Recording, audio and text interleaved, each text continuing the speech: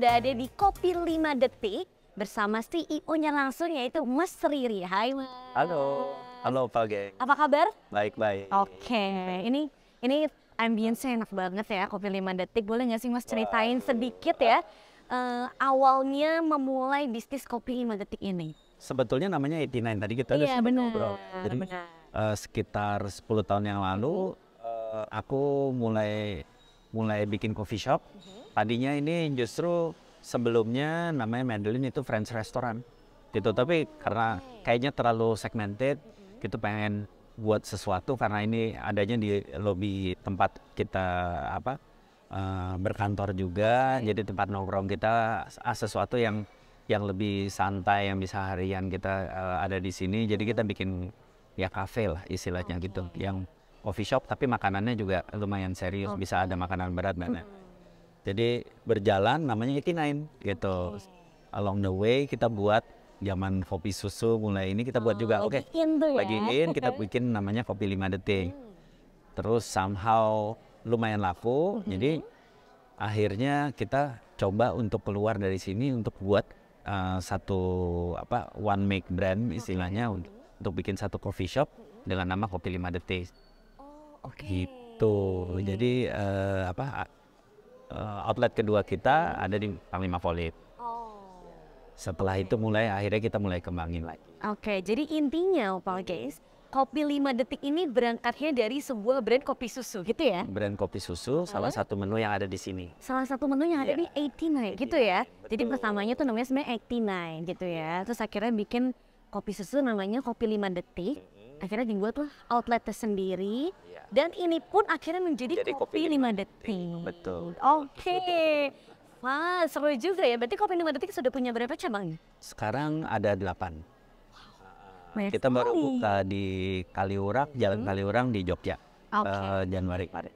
Oke. Nah, kalau misalnya aku tahu nih informasinya, Mas Riri ini dulu DJ. Betul. DJ. Berarti kerjanya dunia malam terus ya Mas, kan DJ? Enggak dong. Dunianya tetap kalau weekdays kita siang. Oh, Betul. acaranya beda ya. Jadi kan kalau nge-DJ cuma 2 jam.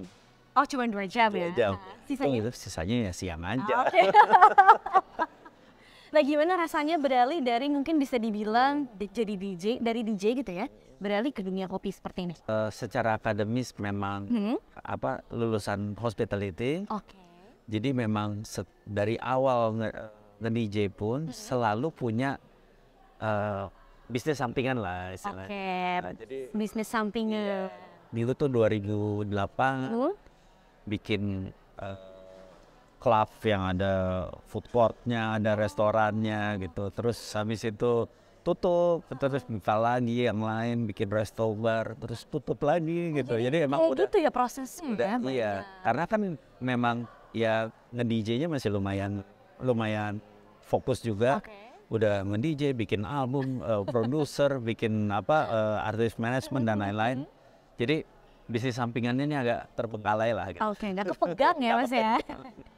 Gitu. Jadi selama 10 tahun terakhir kebetulan memang karena di sini juga dan semua di Kemang ini kita memang semuanya ada di satu gedung. Office-nya juga di sini, terus audio post, terus PH segala macam ada di sini. Jadinya bisa lumayan bisa handle. Jadi lumayan survive nih si 89. Oke, banyak lah yang suka dengan ambience dan kopi di sini, gitu ya. Nah, Mas Riri kan sekarang udah punya 8 cabang Kopi 5 Detik. Berarti Mas Riri suka banget dong sama kopi? Iya dong. Oke, kalau gitu questionnya adalah dalam sehari Mas Riri bisa minum berapa gelas kopi? Kalau sehari ya mestinya sekitar 3-4 sampai 5 gitu ya. Tapi kalau lagi ada quality control ya berarti bisa 15 cup atau ini tapi cuma one sip. Oh, one sip aja karena quality control ya. Oke. Total ya bisa hitungannya 5 gelas ya. Oke. Iya. Tapi Mas Riri mendengar nggak? Ada orang bilang biasanya kalau udah minum kopi tuh susah tidur, itu benar nggak Mas Riri? Iya juga sih ya, jadi tapi dig down lagi ke detailsnya, sebetulnya kan sama kafeinnya. Oke. Jadi tergantung kafeinnya, oke. Kadar kafeinnya. Itu sementara yang aku suka itu kan Arabica. Oh, Arabica oke. itu less Favoritnya Mas, paling favoritnya Mas Riri Arabica? iya, kita karena emang kita jualannya memang nih Arabica. Oh, oke. Oh, jadi kalau lagi quality control, Mas Riri tuh langsung terjun juga ya Mas Riri untuk cobain? Iya, karena aku juga roaster sebetulnya. Wow. Jadi pas lagi buat kopi 5 detik, kayaknya kita harus ngejagain sampai dari hulu ke hilir. Oke, sampai outputnya gitu ya? Iya, jadi akhirnya kita bikin roastery. Dari bikin roastery kita lack of sauce. Jadi kita harus lebih jauh lagi. Akhirnya kita berkenalan dengan petani. Akhirnya kita bertahun-tahun. Kita selalu beli dari beberapa farm yang ada di Indonesia gitu. Sambil belajar gitu, belajar proses pasca panen dan lain-lain. Jadi kita bisa ngejagain beans itu dari saat dipetik sampai jadi satu cup kopi. Jadi intinya Mas Riri juga sambil belajar ya tentang kopi ini ya. Oke, nah selain bisnis kopi, punya bisnis apa lagi sih Mas? Cuman sebetulnya bisnisnya sekarang udah karena thanks to pandemi, jadi udah di shrinkage, cuman F&B. Oke, jadi karena pandemi, jadi tahu nih fokusnya mau kemana gitu ya? F&B aja. Tapi ya karena F&B, kita bisa bermain antara kopi, bar, sama music lounge gitu. Jadi aku ada bar namanya Archipelago, sama ada music lounge namanya POF, singkat BOF. BOF ya, oke. Nah, kan kalau dilihat-lihat cabangnya banyak, bahkan punya 2 bar juga gitu ya. Masih punya waktu me time nggak, Mas Riri? Me time-nya ya pas lagi ngecek hotel. Oke, jadi bisa dibilang kerja ini sama dengan me time-nya Mas Riri. Ini unik Opal Gengs. Kerjanya Mas Riri adalah sama dengan me time-nya Mas Riri ya. Kalau misalnya sehari, Mas Riri udah deh istirahat aja. Bisa nggak tuh? Nggak usah megang kerjaan dulu gitu. Istirahatnya di coffee shop atau di bar. Itu ya istirahat. Istirahatnya gitu ya, tetap ya. Tetap istirahatnya di coffee shop atau di bar. Iya. Nggak bisa jauh-jauh. Apalagi ada di Jogja, jadi yaudah deh istirahatnya ke Jogja. Mau healing tapi kerja. Mau healing tapi kerja. Keren emang Mas Riri ya. Oke, nah apa sih yang membuat Mas Riri menjadi sekarang tuh entrepreneur banget gitu? Waduh, apa ya? Dari dulu sih memang sukanya usaha. Oke, makanya kenapa pilihnya hospitality kuliahnya? Iya dan tidak. Kalau hospitality emang ya apa ya, harus dikeluarkan dari Jakarta. Waktu itu bandel banget itu. Jadi emang akhirnya juga di sana malah nge-DJ juga gitu. Jadi aku sempat di sekolah di Swiss, akhirnya di sana malah nge-DJ gitu, cari uang lagi. Malah cari uang lagi ya, diberangkatin sama terus malah cari uang lagi. Dan dulu memang sempat kerja di hotel. Setelah 5 tahun akhirnya mulai usaha, mulai nge-DJ. Kayaknya kalau nge-DJ aja nggak bisa disupport, jadi bikin bisnis unit di sekelilingnya gitu sih. Dari dulu emang udah doyannya usaha. Oke, emang doyannya usaha basicnya ya. Jadi kenapa terjunnya akhirnya sampai sekarang di entrepreneur ini ya Mas Riri ya. Nah, kan sekarang kalau kita lihat ini kan posisinya Kopi 5 Detik ini di Kemang ya, salah satu cabangnya Opal Gengs. Di sini kan banyak banget ya coffee shop ya Mas Riri. Wah, melimpah lagi yang ibaratnya. Apa sih Mas Riri yang Mas Riri lakukan untuk strategi supaya Kopi 5 Detik tuh punya ciri khasnya sendiri gitu? Sebetulnya memang kita nguatin brand value gitu. Jadi memang kita coba balik lagi ke 101 dari brandnya, gitu. Di mana kita punya certain product and service yang kita jaga. Kemudian memang dari looknya juga, look and feel-nya selalu kita punya DNA-nya. Kalau misalnya bisa dilihat sebetulnya DNA-nya ya tanaman. Benar. Gitu. Sejujurnya ya Mas Riri, begitu aku masuk sini, yang bikin aku jatuh cinta adalah ada hijau-hijaunya nih gitu kan. Karena kayaknya kalau di sini udah jarang gitu ada coffee shop, apalagi ini Indo.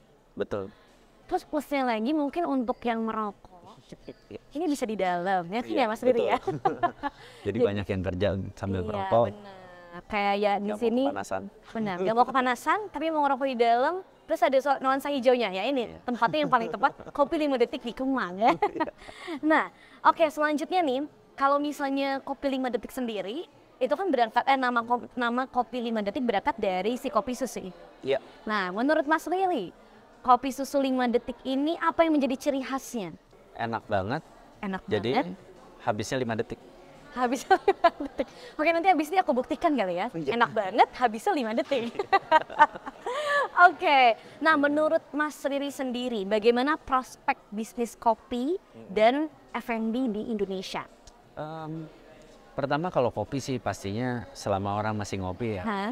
bisnisnya Akan jalan terus ya? Oke. Dimana kita memang lebih membuat satu coffee shop untuk surroundings gitu, untuk dapetin regular coffee drinkernya, dan juga kan kita memang sebetulnya kopi 5 detik itu bukan cuma jualan kopi, tapi kita emang full restoran gitu. Jadi memang untuk makan berat bisa, untuk snacking bisa gitu, dan kita ada beberapa brand yang ikut di dalam kopi 5 detik. Jadi ada virtual kitchennya, namanya Nasi Jeruk Tanggal Tua sama Segotiko sementara. Jadi brand-brand itu selalu berubah sesuai dengan demand-nya gitu. Kalau demand-nya tinggi kita keep, nanti kalau demand-nya rendah kita ganti lagi gitu. Jadi nggak cuma kopi kita. Gitu. Oke, jadi nggak cuma kopi sebenarnya ya, Betul. tapi ada beberapa brand. Ini termasuk kolaborasi atau partnership jatuhnya? Itu brand kita sendiri. Oh, brand sendiri yang digabungkan ke kopi 5 detik ini. Oke, jadi sebenarnya datang yang nggak ngopi pun nggak apa-apa gitu ya. Iya. Karena ada snackingnya juga, Betul. ada makan beratnya juga. makan beratnya juga. Oke, nah sebagai business owner ya kan Mas Riri ya, apa titik terendah yang pernah Mas Riri rasakan? Yang namanya juga perjalanan proses, pasti kita pernah ada di titik yang aduh gitu nggak sih Mas Riri? Ya pandemi lah. Kayaknya iya ya. Memang ya namanya retail bisnis pasti akan ada down-nya gitu. Tergantung semangatnya kita yang bisa kita spread out ke teman-teman yang kerja sama kita gitu. Karena kalau kitanya sendiri nunjukin bahwa kita down, mungkin mereka juga down. Ikutan ya, energinya jadi keserap gitu ya ibaratnya ya. Betul, energi keserap. Jadi waktu pandemi ya justru malahan itu waktu dimana saya lebih banyak spend di outlet untuk kasih support sama mereka dan untuk nunjukin bahwa kita restless, kita pantang menyerah, dan kita selalu punya ide gitu. Justru malahan di saat pandemi akhirnya kita punya celah-celah di mana kita bisa survive lah gitu ya. Alhamdulillah sih sekarang masih bisa survive. Iya, benar.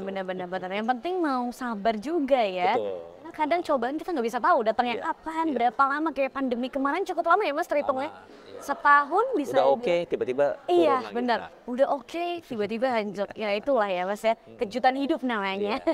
Nah, Mas Riri punya rumusan kuncian nggak kalau ngomongin cara meraih profit bisnis misalnya? Ada sih ya, lebih efektif aja. Lebih efektif, oke. Kemudian juga bangun brand value di mana Bangun itu brand value.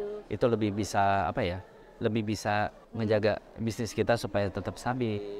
Gitu. Terus selain itu sih kunciannya memang harus agak banyak supaya kita bisa spread the cost.